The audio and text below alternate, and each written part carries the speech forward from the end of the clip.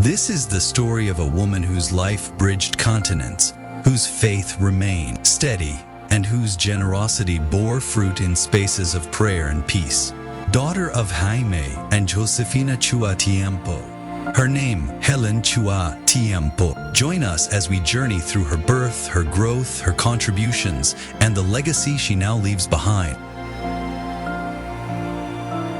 Our story begins far away, in the village of Pengshan, Fujian Province, China. It was there that Helen's father, Jaime Chua Tiampo, was born in the 1900s. At a young age, Jaime migrated to the Philippines, where he learned English and Spanish under the mentorship of a Male-Hill missionary, Father Matias Bunan. In the Philippines, he met and married Josefina Ko, a woman from a cargo shipping business family who embraced Catholicism to share his journey. Helen Chua was born on December 27, 1925, the eldest of what became 7 children, into the respected Chua Tiampo family, whose story began in Iloilo, Philippines. Growing up as the eldest daughter, Helen watched her family build foundations, both material and spiritual. The business ventures of her father in shipping, real estate and mining in Iloilo and later Hong Kong shaped a cosmopolitan family life. In 1938, the family moved from the Philippines to Hong Kong, seeking new opportunities and carrying their faith with them. For Helen, these years were formative. She observed her parents' devotion, their immigrant experience, and she absorbed a global perspective from China to Philippines to Hong Kong and later Canada. Her faith matured in these transitions. In Hong Kong, she encountered the spirituality of the Carmelites through Father Carmelo Orlando, which left a deep imprint on her life. Meanwhile, her parents Jaime and Josefina settled in Vancouver in 1970, establishing property and land holdings. A life of generosity and vision. As Helen matured into adulthood, her life assumed a rhythm of quiet service rather than public acclaim. Her love of faith was expressed not only in her personal prayer and study but also in tangible acts of generosity. She became deeply connected to the family legacy of her parents, Jaime and Josefina, and through their memory directed gifts and projects that would benefit others. In Vancouver, where she spent many years of her life, Helen became a beacon of kindness and quiet influence. She supported numerous charities, missions, and religious initiatives, but always without seeking attention. Her generosity flowed through institutions like Vancouver Foundation and Allegra Investment Company, through which she supported countless faith-based projects, particularly those connected with the Carmelite order, which she held close to her heart. Helen's friendship with the Carmelites was not merely philanthropic, it was deeply spiritual. She admired their contemplative way of life and their mission of prayer and service, legacy and love and service in India.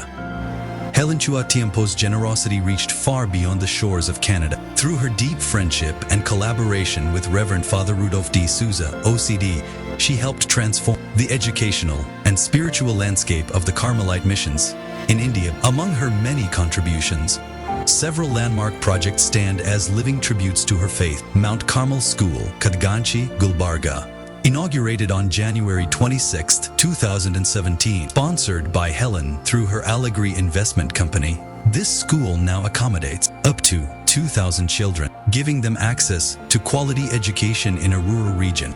Mount Carmel School, Belur, Karnataka, February 3, 2013. Also funded through Allegra Investments, this vibrant institution can welcome 2,500 students and continues to form young minds in values and excellence. Pushpashrama Philosophy College Extension, Mysore, complete with a library, classrooms, and student housing for 50 seminarians. This was made possible through Helen's Vancouver Foundation Fund. Dhyana Sadhana Spirituality Center Extension, Mysore, another of Helen's projects through Allegra Investments, designed to deepen the spiritual lives of many. Rishivana Carmelite Spirituality Center, New Block, opened in 2014, can host 40 retreatants. Funded through her Vancouver Foundation Fund, it continues to serve as an oasis of peace and prayer. Infant Mary Church, Bajodi, Mangalore, a majestic 3-level church complex, housing a community hall, priest residence, and church for 1,500 faithful. Helen, through Allegra Investments, generously sponsored 35% of the construction costs. Mount Carmel School, Huvinahadagali, Bellary, The new school block, again funded by Allegre Investments, now educates over 5,000 children. Asha Deepa Formation House, a seminary for the Discalced Carmelites, was built with Helen's Vancouver Foundation support and inaugurated on August 15, 2018, a fitting symbol of light, faith, and formation. Beyond these grand structures, Helen's heart for the poor and for future priests shone brightly. She personally sponsored 250 students, board, lodging, and seminary education. The Carmelites of the Karnataka Goa province continue to express their gratitude for this remarkable woman, a true friend of the Carmel whose generosity was inspired by her faith and cherished memories. With Reverend Father Rudolph D. Souza, OCD, Helen's legacy in India is not merely one of brick and mortar, but of hope and opportunity, a living testimony of love that continues to bless thousands. While Helen's generosity reached far across the world, her heart remained deeply rooted in Canada, her home, her community, her mission field of love. Together with Reverend Father Rudolph D. Souza, OCD, Helen became a pillar of support for the Discalced Carmelites of Canada, helping them build places of prayer and renewal that continue to bless countless lives today. Little Flower Monastery, Vancouver, British Columbia. It was Helen's vision and faith-filled generosity that helped bring to life the Little Flower Monastery in Fraser Valley, Vancouver, a house of prayer dedicated to Saint Thérèse of Lisieux. Working closely with Father Rudolph D. Souza, she contributed immensely toward the construction and furnishing of this serene Carmelite monastery. She believed that Canada needed a sanctuary of silence, a place where hearts could rediscover peace and closeness to God. The monastery today stands as a living witness to her faith, a spiritual home for retreats, prayer, and contemplation, welcoming people of all walks of life to encounter the gentle presence of God. Every stone, every flower, every chapel bench carries the silent imprint of her devotion. Mount Carmel Spirituality Center, Edmonton, Alberta. Helen's generosity also extended to Mount Carmel Spirituality Center in Edmonton, Alberta, another dream realized through her collaboration with Father Rudolph and the Carmelite community. The center serves as a spiritual oasis for retreats, faith formation, and community renewal. Helen's support helped develop and sustain its mission, ensuring that priests, religious, and lay faithful alike could find rest and renewal in God's presence. Her vision was simple. Let there be places where souls can breathe again, where prayer is the heartbeat of life. Through her contribution, the center continues to offer hope and peace to countless individuals and families, drawing them into deeper relationship with God. Her final years and peaceful passing. In her later years, Helen carried herself with grace, simplicity, and peace. Her home remained a place of prayer and hospitality, a sanctuary for reflection, friendship, and love. Even as her health began to decline, her faith never wavered. She often said, "Everything I have is from God and must return to God through others."